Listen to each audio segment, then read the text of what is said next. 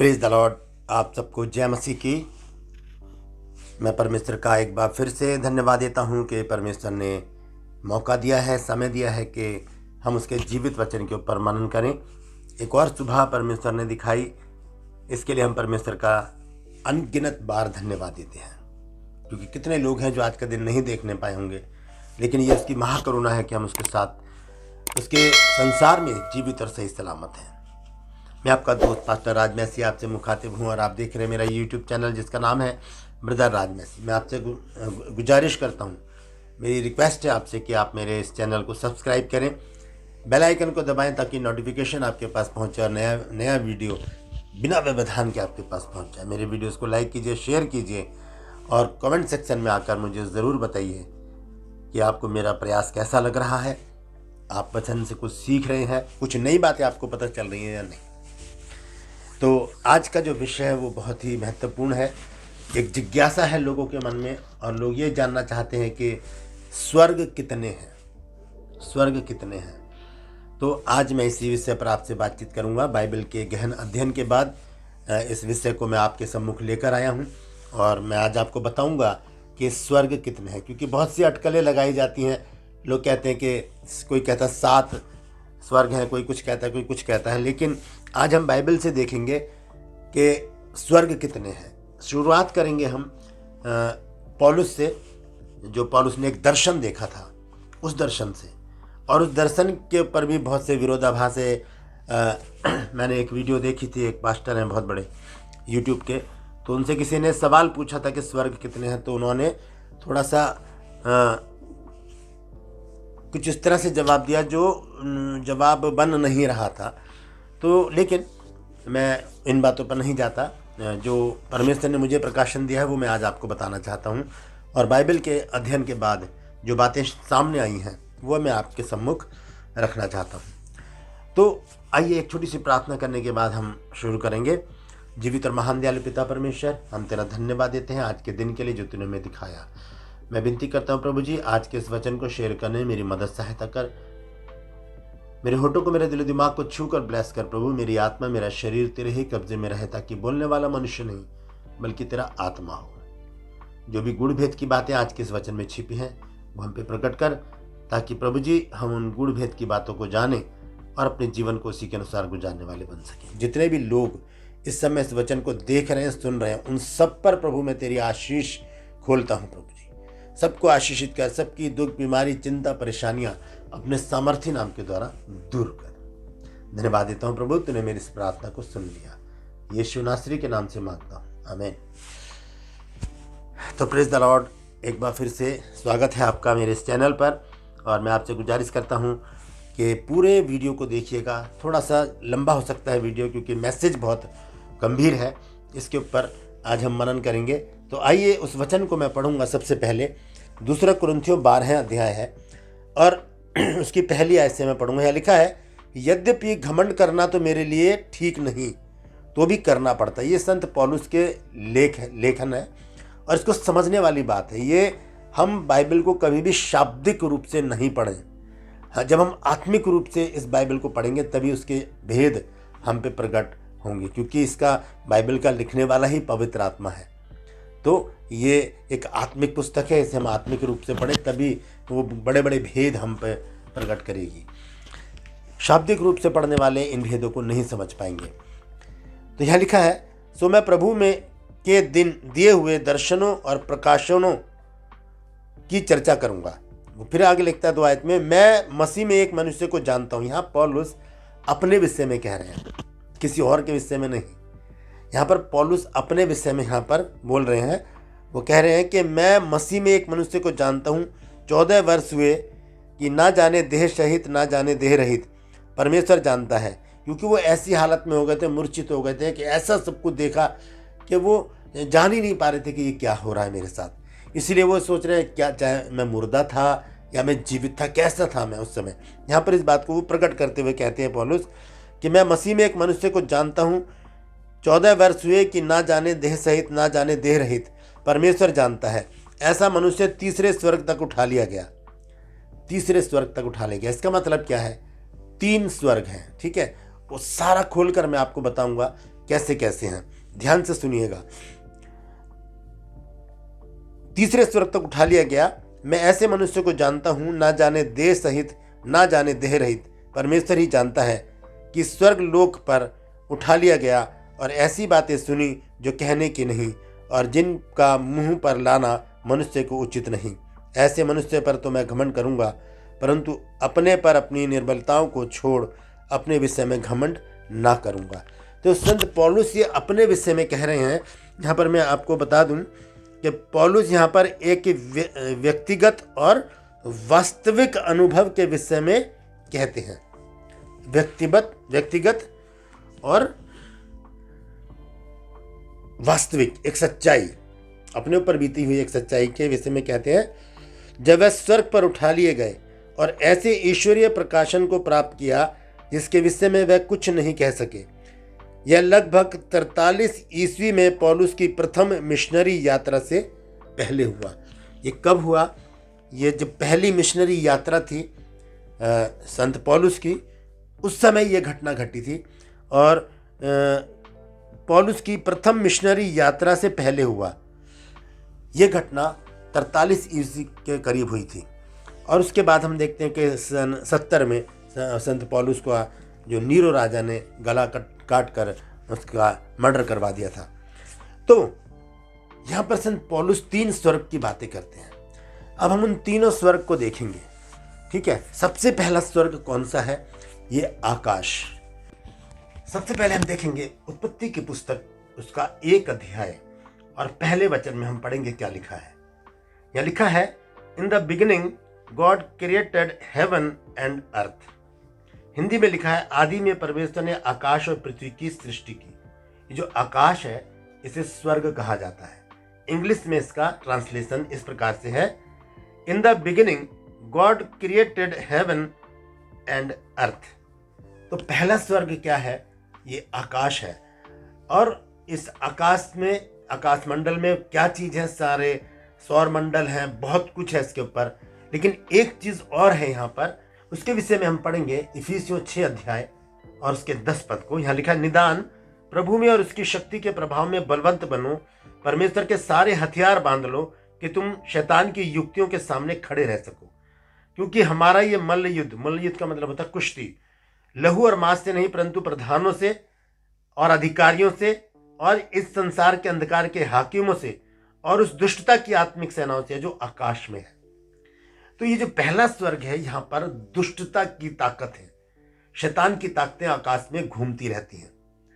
यहाँ पर शैतान की सेना है, यहाँ पर शैतान घूमता रहता है। यहाँ पर यही लिखा है दूसरे हिस्से में 12 पद के, क्योंकि हमारा ये मल्ल युद्ध लहू और मांस से नहीं परंतु प्रधानों से और अधिकारियों से और इस संसार के अंधकार के हाकिमों से और उस दुष्टता की आत्मिक सेनाओं से है जो आकाश में है। तो पहला स्वर्ग जो है वो आकाश है, पहला स्वर्ग। और हम इसको इस प्रकार से हम देख सकते हैं, उत्पत्ति 1 अध्याय और उसके 1 पद को जैसे मैंने पढ़कर बताया है कि परमेश्वर ने आदि में आकाश और पृथ्वी की सृष्टि की। और इंग्लिश में उसको किस प्रकार से लिखा है, मैं एक बार फिर से आपको दोहरा देता हूं। इंग्लिश में इस प्रकार से लिखा है, in the beginning God created heaven and earth, यानी कि परमेश्वर ने स्वर्ग बनाया और पृथ्वी बनाई और वो स्वर्ग है आकाश। दूसरा स्वर्ग कौन सा है? आइए उसको देखेंगे। हम देखेंगे प्रकाशित वाक्य 2 अध्याय और उसका 7 पद। प्रकाशित वाक्य 2 अध्याय और उसके 7 पद को पढ़ेंगे। वहां पर क्या लिखा है, जिसके कान हो वह सुन ले कि आत्मा कलीसियाओं से क्या कहता है। जो जय पाए मैं उसे उस जीवन के पेड़ में से जो परमेश्वर के स्वर्ग लोक में है फल खाने को दूंगा। ध्यान से सुनिएगा, बहुत महत्वपूर्ण बात है ये। यहाँ पर स्वर्ग नहीं लिखा है, लिखा है स्वर्ग लोक। लोक का मतलब होता है लोग, जैसे कि हम लोग लोकतांत्रिक देश में रहते हैं। तो स्वर्ग लोक का मतलब है वो स्वर्ग जहाँ पर मनुष्य पहुँचाए जाते हैं, मरने के बाद जहाँ पर मनुष्य को पहुँचाया जाता है न्याय तक ठहरने के लिए। ये दूसरा स्वर्ग है, ध्यान से सुनिएगा, ठीक है, ये दूसरा स्वर्ग है जिसे पैराडाइज कहा जाता है, पैराडाइज, और इसे कहा जाता है स्वर्ग लोक। मैं दोबारा से पढ़ देता हूँ, प्रकाशित वाक्य 2 अध्याय का 7 पद, जिसके कान हो वह सुन ले कि आत्मा कलीसियाओं से क्या कहता है। जो जय पाए मैं उसे उस जीवन के पेड़ में से जो परमेश्वर के स्वर्ग लोक में है खाने को दूंगा। ये दूसरा स्वर्ग है। पहला स्वर्ग आकाश है, दूसरा स्वर्ग पैराडाइज है जिसे स्वर्ग लोक कहा जाता है। आप ध्यान दीजिएगा, जब प्रभु यीशु मसीह क्रूस पर लटके हुए थे तो एक डाकू ने यीशु मसीह की निंदा की, लेकिन दूसरा डाकू कह रहा है कि हे यीशु, जब तू अपने राज्य में आए तो मेरी सुधि लेना। तब यीशु मसीह ने कहा कि आज ही तू मेरे साथ स्वर्ग लोक में होगा। ये नहीं कहा कि तू स्वर्ग में होगा, क्योंकि स्वर्ग लोक से ऊपर स्वर्ग है, वो तीसरा स्वर्ग है। ठीक है, तो स्वर्ग लोक जो है वहां पर क्या हो रहा है, आइए देखेंगे। इसी में देखेंगे प्रकाशित वाक्य 6 अध्याय और उसके 9 पद से मैं पढ़ूंगा। ध्यान से सुनिए क्या लिखा है। यह लिखा है, और जब उसने 5वीं मुहर खोली तो मैंने वेदी के नीचे उनके प्राणों को देखा जो परमेश्वर के वचन के कारण और उस गवाही के कारण जो उन्होंने दी थी वध किए गए थे। और उन्होंने बड़े शब्द से पुकार कर कहा, हे स्वामी, हे पवित्र और हे सत्य, तू कब तक न्याय ना करेगा और पृथ्वी के रहने वालों से हमारे लहू का पलटा कब तक ना लेगा। और उनमें से हरेक को श्वेत वस्त्र दिया गया और उनसे कहा गया कि और थोड़ी देर तक विश्राम करो, जब तक कि तुम्हारे संगी दास और भाई जो तुम्हारी नाई वध होने वाले हैं उनकी भी गिनती पूरी ना हो ले। तो ये है पैराडाइज। सबसे पहले क्या है, आकाश जहाँ पर शैतान की शक्तियाँ हैं। उसके बाद है स्वर्गलोक, जहाँ पर मृत्यु के बाद जो पवित्र लोग होते हैं, परमेश्वर के लोग होते हैं, उनको वहाँ पर रखा जाता है। वहाँ पर आप एक चीज़ और देखिएगा कि जब धनवान मरा तो वो अधोलोक में गया, और लाजर कहाँ पर था, अब्राहिम की गोद में था, अब्राहिम की गोद में, है ना। और वो कहाँ पर था, पैराडाइज में, वो स्वर्ग में नहीं था। तो वहाँ पर हम देखते हैं पैराडाइज में ये सारी आत्मा इकट्ठी हैं। वो न्याय के बाद देखिए, हम अपने जो हमारे दिवंगत लोग हैं जो गुजर चुके हैं, हम उनके आगे लिख तो देते हैं स्वर्गीय, लेकिन स्वर्ग में अभी तक कोई भी गया नहीं है। जब तक न्याय नहीं होगा तो कैसे कोई स्वर्ग में जा सकता है। तो हम देखते हैं यहाँ पर कुछ आत्माएं हैं जो कह रही हैं कि हमारा न्याय चुका। तब उनसे कहा गया कि अभी कुछ देर और ठहरो, जब तक और भी लोग यहाँ पर इकट्ठे ना हो जाए। तो तीसरा जो स्वर्ग है, आइए हम उसको देखेंगे। अब तीसरा स्वर्ग, पहले मैं एक वचन और पढ़कर बता देता हूँ। लूका की पत्री 23 अध्याय और उसका 43 पद, यह लिखा है, और उसने उससे कहा, मैं तुझसे सच कहता हूँ कि आज ही तू मेरे साथ स्वर्ग लोक में होगा। यीशु मसीह ने कहा आज ही तू मेरे साथ स्वर्ग लोक में होगा। और यीशु मसीह ने क्या किया, अपने डेथ के बाद उस डाकू को लेकर स्वर्ग लोक में छोड़ा, और वहाँ से वापस आकर प्रभु यीशु मसीह अधोलोक में गए। वहाँ पर जाकर उन्होंने मृतक आत्माओं को क्या किया, प्रचार किया। आइए उसको भी देखते हैं क्या किया था यीशु मसीह ने। हम देखेंगे पहला पत्रस उसका 3 अध्याय 18 आयत से मैं पढ़ूंगा। लिखा है कि इसलिए कि मसीह ने भी अर्थात अधर्मियों के लिए धर्मी ने पापों के कारण एक बार दुख उठाया, ताकि हमें परमेश्वर के पास पहुंचाए। वह शरीर के भाव से तो घात किया गया, पर आत्मा के भाव से जिलाया गया। ठीक है, जिलाया गया। आगे ध्यान से सुनिएगा। उसी में उसने जाकर कैदी आत्माओं को भी प्रचार किया। यीशु मसीह मर गए, उसके बाद वो सीधे स्वर्ग लोक गए, वहां पर डाकू को छोड़ा, वहां से वापस आकर यीशु मसीह अधोलोक में गए और वहां पर कैदी आत्माओं को प्रचार किया। और लिखा है कि उसी में उसने जाकर कैदी आत्माओं को भी प्रचार किया, जिन्होंने उस बीते समय में आज्ञा न मानी, जब परमेश्वर नूह के दिनों में धीरज धरकर ठहरा रहा और वह जहाज बन रहा था, जिसमें बैठकर थोड़े लोग अर्थात 8 प्राणी पानी के द्वारा बच गए। अब ध्यान से सुनिए, यहाँ पर मैं आपको एक बात और बताना चाहता हूँ कि आदम से लेकर और मूसा तक, और मूसा से लेकर यीशु मसीह तक, यीशु मसीह से लेकर आज तक, ये 3 स्टेप हैं पूरी कायनात के। आदम से लेकर मूसा तक, मूसा से लेकर यीशु मसीह तक, यीशु मसीह से लेकर मुझ तक या आप तक। ध्यान से सुनिए। मूसा से लेकर यीशु मसीह तक व्यवस्था थी। जो लोग उस दौरान थे उनका न्याय व्यवस्था के अनुसार होगा। यीशु मसीह से लेकर आज तक, मुझ तक, आप तक हमारा जो न्याय है हमारे विश्वास के अनुसार होगा। लेकिन उनका क्या होगा जिनके पास ना यीशु मसीह था, एक उद्धारकर्ता, हमारे पास उद्धारकर्ता है ना एक यीशु मसीह, लेकिन आदम से लेकर मूसा तक ना तो कोई उद्धारकर्ता था ना कोई व्यवस्था थी। उनका क्या होगा? उनका न्याय कैसे होगा? इसीलिए प्रभु यीशु मसीह को परमेश्वर ने अधोलोक में भेजा कि ताकि वो उनको प्रचार करें, क्योंकि परमेश्वर किसी को मौका नहीं देता। नहीं तो वो कहते कि हमारे पास ना तो उद्धार करता था ना हमारे पास व्यवस्था थी, तो हमें तो अब स्वर्ग में ही भेजो। लेकिन परमेश्वर ने ऐसा किसी को मौका नहीं दिया। यीशु मसीह को गुड फ्राइडे और ईस्टर के बीच के दिनों में नीचे अधोलोक में भेजा ताकि वो वहाँ पर प्रचार करें। देखिए 4 अध्याय और उसके 6 पद में क्या लिखा है। पहला पत्रस 4 अध्याय के 6 पद में, क्योंकि मरे हुओं को भी सुसमाचार इसीलिए सुनाया गया कि शरीर में तो मनुष्यों के अनुसार उनका न्याय हो, पर आत्मा में वे परमेश्वर के अनुसार जीवित रहे। न्याय के लिए उनको प्रभु यीशु मसीह ने प्रचार किया। हालेलुया। अब देखते हैं तीसरा स्वर्ग कौन सा है। तीसरा स्वर्ग है जहां पर परमेश्वर विराजमान है। हालेलुया। भजन संहिता 115 अध्याय, भजन संहिता 115 अध्याय और उसके 3 पद को हम पढ़ेंगे। यहाँ पर क्या लिखा है? यहाँ लिखा है, हमारा परमेश्वर तो स्वर्ग में है, उसने जो चाहा वही किया। हालेलुया। परमेश्वर और न्याय के बाद शुद्ध आत्माओं के रहने का स्थान वो तीसरा स्वर्ग है, जिसके विषय में संत पौलुस ने जिक्र किया कि मैं तीसरे स्वर्ग तक उठा लिया गया। हालेलुया। वहाँ पर परमेश्वर का सिंहासन है, वहाँ पर परमेश्वर विराजमान है। अगर हम मत्ती में पढ़ें, मत्ती उसका 6 अध्याय और उसके 9 पद को अगर हम पढ़ें तो वहाँ क्या लिखा है? यह लिखा है, सो तुम इस रीति से प्रार्थना किया करो, हे हमारे पिता, तू जो स्वर्ग में है, तेरा नाम पवित्र माना जाए। स्वर्ग लोक नहीं लिखा है, स्वर्ग लिखा है। हेवन, आकाश, स्वर्गलोक और स्वर्ग, ये 3 स्वर्ग हैं। आकाश, स्वर्गलोक और स्वर्ग। आकाश में शैतानी शक्तियां हैं, स्वर्गलोक में पवित्र लोग हैं और स्वर्ग में परमेश्वर है। तो ये 3 स्वर्ग हैं। अच्छी तरह से ध्यान से सुन लीजिए, मैं यहाँ पर लिखता भी जा रहा हूँ, आप नोट कर लीजिएगा।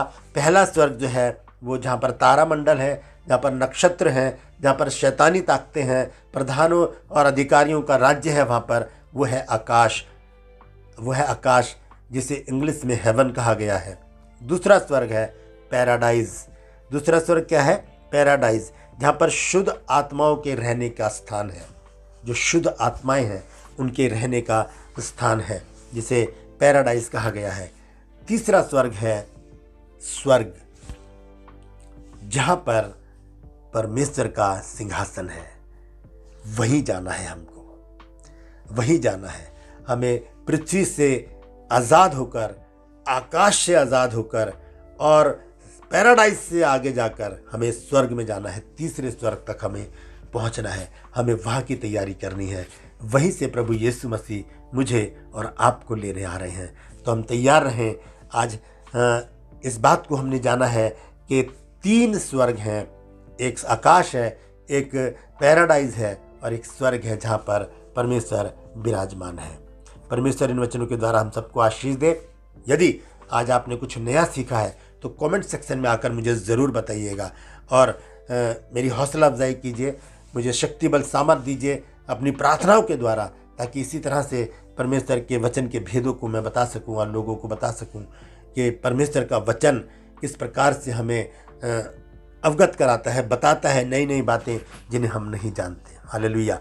तो मैं आपसे गुजारिश करता हूं कि मेरे इस चैनल को सब्सक्राइब करें, बेल आइकन को दबाएं ताकि नोटिफिकेशन आपके पास पहुंचे, और मेरे वीडियोस को लाइक कीजिए, शेयर कीजिए और कमेंट सेक्शन में आकर ज़रूर लिखिए कि आज के वचन से आपने क्या सीखा है। Praise the Lord. एक और गुजारिश है आपसे, यदि आप प्रार्थना करवाना चाहते हैं तो मुझे अपने रिक्वेस्ट भेजिए, कमेंट सेक्शन में आकर लिखिए अपनी प्रेयर रिक्वेस्ट। हम प्रार्थना करेंगे और परमेश्वर आपके जीवन में बड़ा आश्चर्य कर्म करेगा। आमीन बोल दीजिए। हालेलुया। परमेश्वर आप सबको आशीष दे। Praise the Lord.